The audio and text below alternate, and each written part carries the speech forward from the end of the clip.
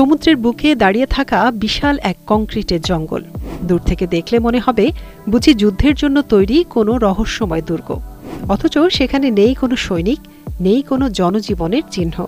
চারপাশে শুধু নীরবতা আর বাতাসের গা ছমছমে শোঁ শোঁ শব্দ। জাপানের নাগাসাকির উপকূল থেকে কয়েক কিলোমিটার দূরে অবস্থিত সেই দ্বীপের নাম গুঙ্কানজেমা। একসময়কার পৃথিবীর সবচেয়ে ঘনবসতিপূর্ণ স্থান, আজ তা যেন এক ভুতুড়ে স্মৃতিস্তম্ভ।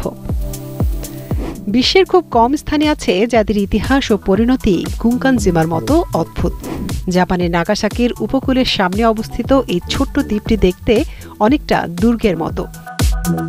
এটি সীমানা দেয়ালে ঘেরা এবং ঘনবসতিপূর্ণ সারি সারি ভবনে আচ্ছাদিত, কিন্তু একটা মানুষও নেই ভেতরে। 40 বছরেরও বেশি সময় ধরে এটি এভাবেই পড়ে আছে।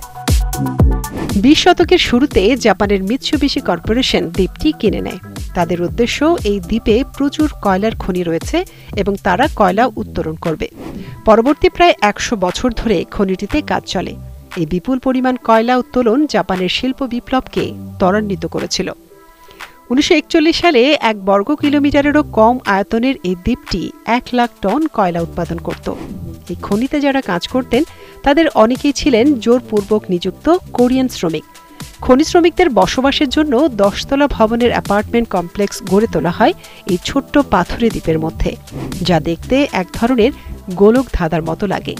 দ্বীপটিতে ছিল স্কুল, রেস্তোরাঁ ও ক্যাসিনো ঘর, সবকিছুই সেই সীমানার ভেতরেই।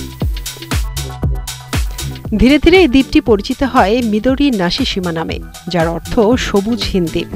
বিস্ময়করভাবে 1950-এর দশকের মাঝামাঝি সময় দ্বীপটিতে প্রায় 6000 মানুষ বাস করত, যা একে পৃথিবীর ইতিহাসে সর্বোচ্চ জনঘনত্বের স্থানে পরিণত করেছিল।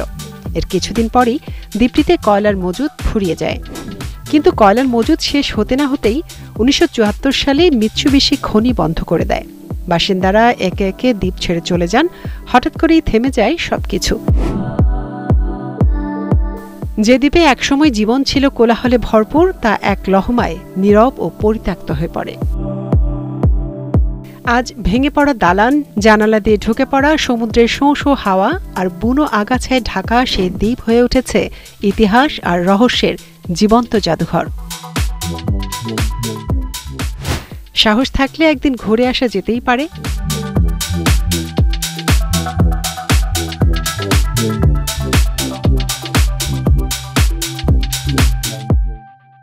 Hello viewers, hope you enjoyed the video.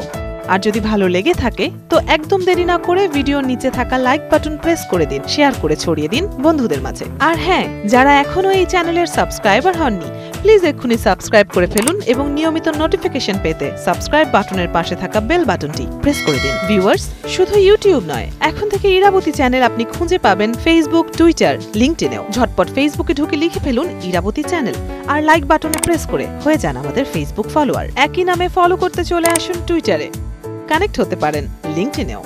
বিনোদন, ঘোরাঘুরি, রান্না সহ নিত্য নতুন সব বিনোদন পেতে সবসময় পাশে থাকুন ইরাবতী চ্যানেলের। Irabati, your entertainment.